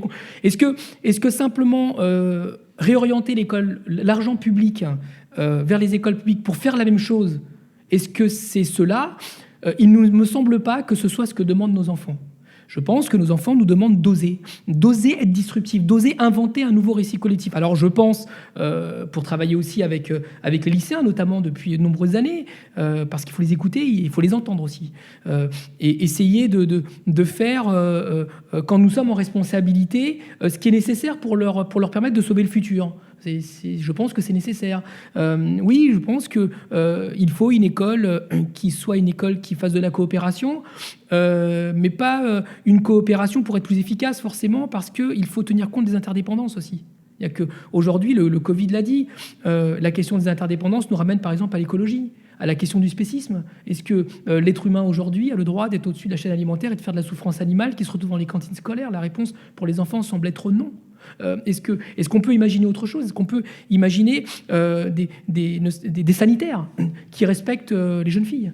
avec, comme nous avons insisté, et aujourd'hui on en voit les fruits un peu, avec des distributeurs de serviettes périodiques en libre accès et gratuites pour les jeunes filles. Voilà. En fait, la coopération, l'interdépendance, ça va aussi avec la lutte contre les discriminations. Est-ce qu'on peut encore avoir une école qui discrimine? Parce qu'elle discrimine. Socialement, aussi par rapport aux origines sociales, ethniques. Voilà, c'est une école qui discrimine, on le sait. Donc non, c'est une école qui doit résolument refuser les discriminations. Donc il faut oser pour ça. Il faut s'inventer un nouveau récit collectif parce que dans cette histoire-là, c'est pas qu'une opposition de riches de pauvres. C'est pas qu'une opposition de ceux qui réussissent et ceux qui réussissent pas. Ceux qui peuvent le faire, s'ils sont très travailleurs, ils réussiront. Et s'ils n'y arrivent pas, c'est parce que c'est de leur faute. C'est un peu la doxa actuelle. Si tu réussis pas, c'est que c'est de ta faute parce que tu as mal travaillé ou tu es trop con. C'est ça l'idée qu'on essaye d'insuffler. C'est terrible comme idée d'inverser la faute, d'inverser la responsabilité. Dans tout ça, il y a aussi une part, tout n'est pas de la responsabilité de l'État non plus. Il y a une part aussi de responsabilité individuelle dans cette histoire-là. Donc, comment est-ce qu'on lie ces deux notions de la responsabilité individuelle dans un cadre collectif sans aller vers le sacrifice du XXe siècle où on doit nier l'individu pour réussir collectivement? On est dans un autre monde. Nos enfants nous demandent d'oser ça. Et aujourd'hui, manifestement, il va falloir que, en particulier les politiques, parce qu'ils sont aux affaires quand même, et beaucoup sont de ma génération d'ailleurs. Il y a un changement générationnel aujourd'hui au niveau des dirigeants. Oui, il faut qu'ils osent. Faut qu'ils se mettent en danger, comme on met en danger nos enfants, parce qu'on les met en danger. On les met en danger quand on les fait faire des examens dans des conditions actuelles qui sont, d'un point de vue sanitaire, insupportables. On les met en danger aujourd'hui quand on leur explique, surtout des personnes un peu plus âgées, que leur bac ne vaut rien, comme si le leur valait plus.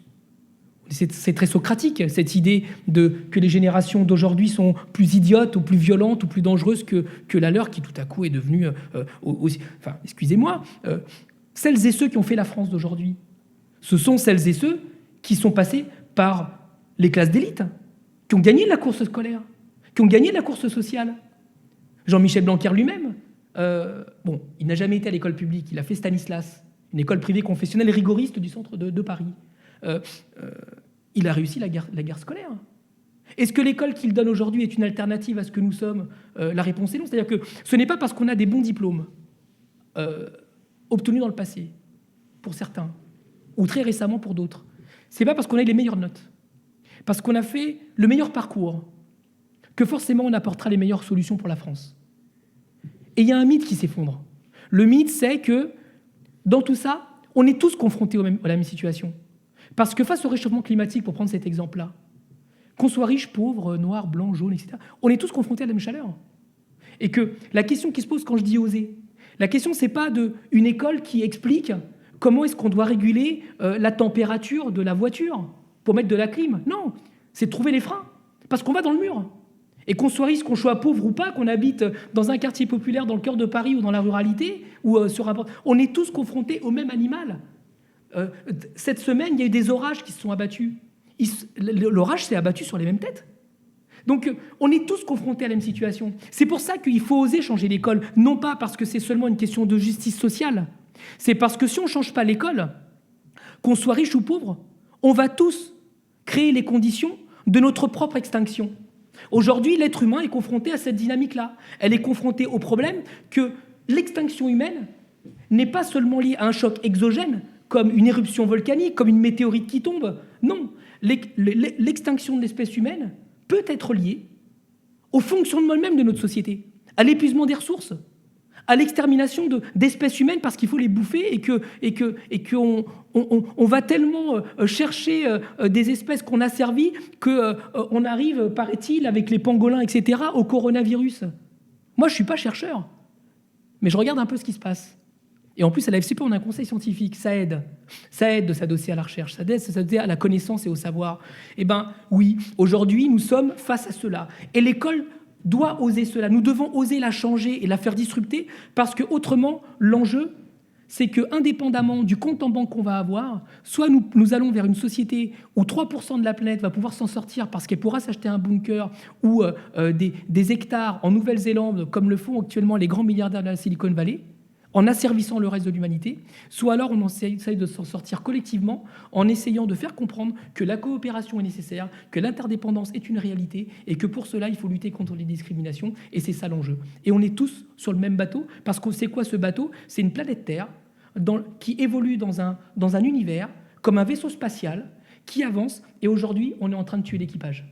Et c'est ça le problème qu'on a. Donc il va falloir préserver tout le monde parce que sinon, ça va être compliqué la suite. La compliqué, ça veut dire quoi? C'est que peut-être que nos enfants n'auront pas la capacité de lever le futur parce que nous ne donnerons pas les enjeux pour qu'ils puissent l'affronter. Juste un exemple concret, et je finirai là-dessus. Quand il y a eu la réforme du bac, il n'y a qu'une seule spécialité pour les lycées qui concerne l'écologie. Et cette spécialité n'est pas enseignée dans l'enseignement général. Elle est enseignée dans les lycées agricoles. Et les lycées agricoles ne dépendent pas du ministère de l'Éducation nationale. Ça dit des choses. Ça dit qu'aujourd'hui, l'école ne prépare pas nos enfants aux enjeux auxquels ils vont être confrontés. Une réforme du bac qui ne prend pas en considération cette question de l'écologie comme quelque chose de central dans l'enseignement de nos enfants, mais quelque chose d'optionnel dans les lycées agricoles ou alors en les mettant dans toutes les disciplines. Et comme on le sait, quand c'est partout, c'est nulle part. Au même moment que nos enfants défilaient par milliers pour réclamer que la France agisse sur le réchauffement climatique, dans lequel Jean-Michel Blanquer a dit « si vous allez manifester, je vous mets une sanction », et que nous avons exigé que Jean-Michel Blanquer non seulement ne leur mette pas de sanctions parce qu'ils sont en train de se battre pour nous, mais qu'en plus il doit défiler à leur côté parce qu'ils sont en train de lui expliquer que l'avenir est ailleurs.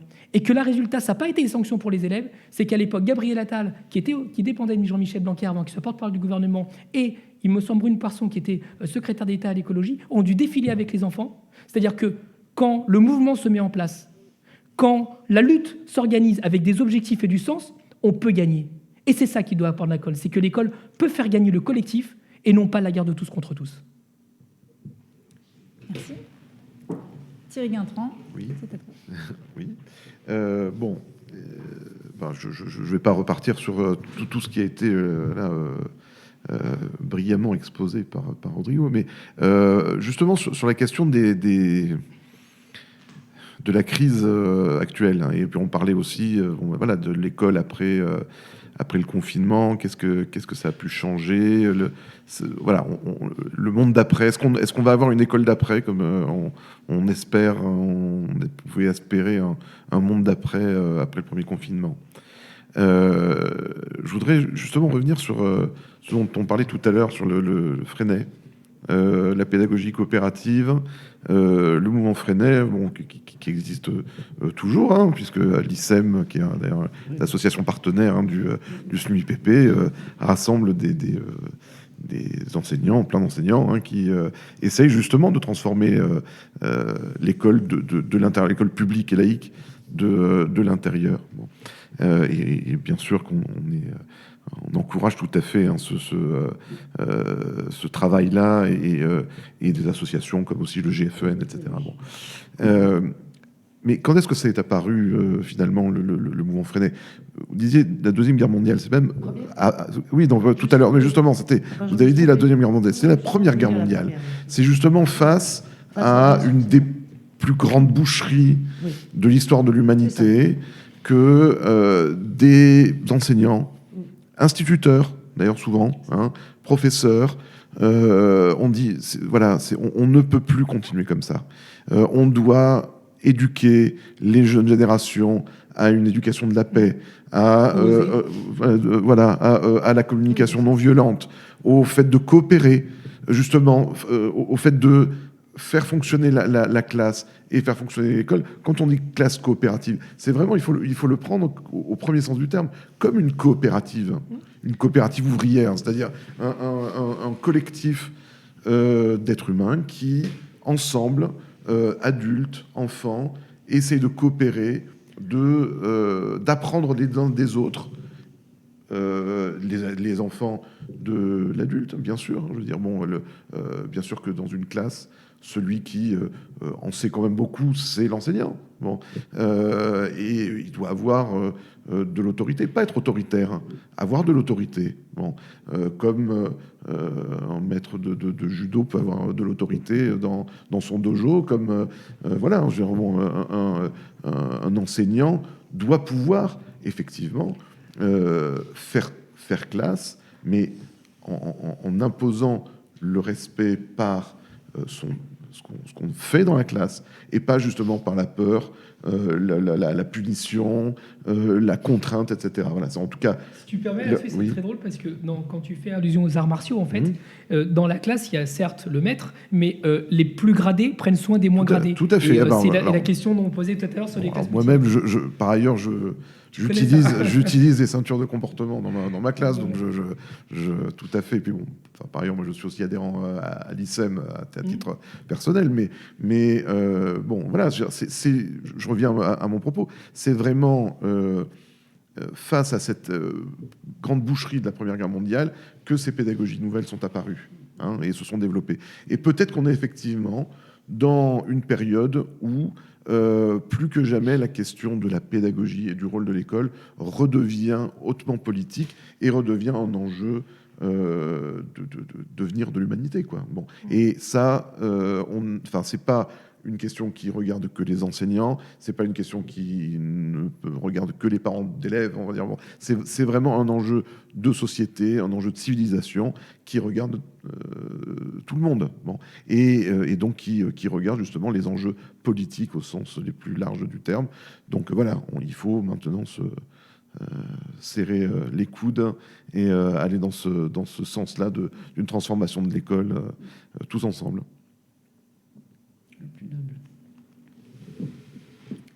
Sabine Rubin. Beaucoup de choses ont été dites. Hein. Bon. Alors moi, justement, qui suis amenée à fréquenter, à écouter beaucoup ce que dit le gouvernement et le président, je voulais finir par une phrase de M. Macron.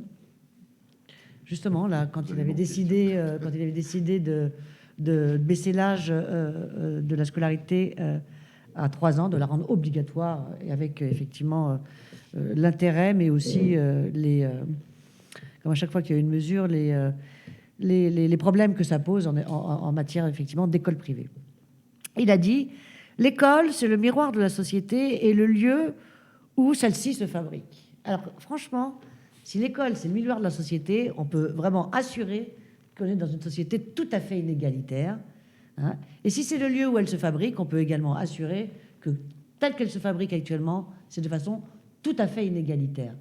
Je ne vais pas revenir sur les mesures de M. Blanquer qui enfoncent le clou de cette inégalité, hein, mais on a évoqué les fameux dédoublements dont on connaît l'intérêt pour les effectifs par classe, mais dont on connaît aussi tout ce qu'elle ne permet pas justement et tout ce qu'elle occulte comme problème.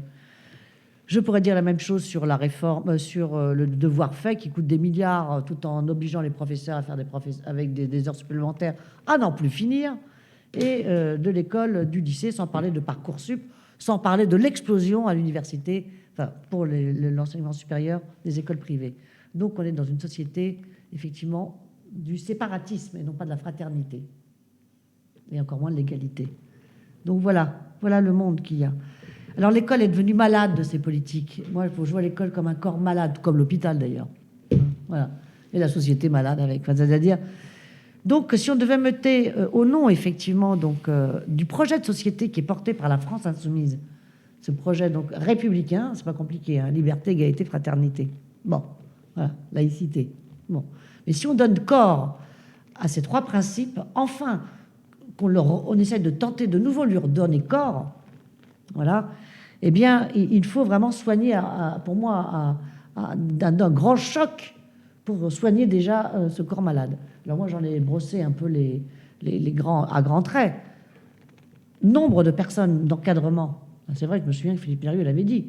C'est-à-dire, il faut une équipe suffisamment d'adultes qui encadrent les jeunes et d'adultes et des enseignants formés, bien formés à toutes les pédagogies et notamment les pédagogies coopératives, puisqu'on l'a vu, effectivement, moi je l'ai mentionné, la pédagogie, c'est politique, cette phrase de Véronique Decker que j'ai reprise à mon compte, et elle qui, effectivement, milite pour la pédagogie Freinet, mais il y en a tant d'autres, il y en a plein d'autres. Donc, des recrutements en nombre, donc des gens payés correctement, sinon on ne les recrutera pas, des gens correctement formés. Et je parle de tous les postes qui existent dans l'école, il n'y a pas que les... Hein, j'insiste bien, il n'y a pas que les enseignants, il y a la vie scolaire, il y a les directeurs, il y a l'inclusion scolaire, enfin tout ça, ça doit être pris au sérieux, ou sinon, c'est même pas la peine d'en parler. Voilà. Et un deuxième pilier qui me semble important pour la société à venir, puisque aussi on souhaite que l'école soit le lieu d'apprentissage de la citoyenneté. Donc c'est la démocratie à tous les niveaux. Dans l'inverse de Blanquer, vous voyez, vous avez Blanquer, ben vous avez l'inverse. C'est-à-dire, dans les décisions qui doivent être prises dans l'organisation de l'école, il y a vraiment à repenser la manière dont sont prises les organisations, jusque dans l'établissement scolaire.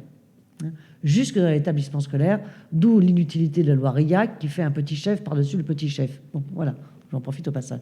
Donc voilà, liberté, égalité, fraternité, ça c'est donc liberté pédagogique, donc égalité dans les moyens, donc fraternité dans les écoles, etc. Et aussi donc cet aspect démocratique auquel je tiens, parce que je ne vois pas comment on transformera une société voilà, sans prendre en compte tous les acteurs qui la constituent. Enfin, je veux dire, c'est difficile ensuite de réfléchir à tous les autres sujets qu'on a évoqués, hein, l'évaluation, le type de cours, les contenus, etc. Pour moi, ce sont d'ailleurs en Irlande, ils ont fait, paraît-il, un changement de leur système éducatif. Ils ne l'ont pas fait sous un coup de tête, ils l'ont fait comme un long processus. Et je pense voilà, parce que tout le monde n'est pas d'accord, c'est bien normal. Et on ne fait pas évoluer les gens comme ça surtout pas à coup de matraque, mais dans un travail où on apprend déjà nous-mêmes à trouver le consensus pour ce qu'il y a de meilleur. Voilà. Merci à tous les trois pour ces débats qui étaient riches. On a abordé beaucoup de thèmes. Et je vous rappelle que vous pouvez participer à l'élaboration du programme. Il y a 2 outils, la plateforme noussommepour.fr et via le cahier de l'avenir en commun qui vient de sortir sur le progrès social et humain.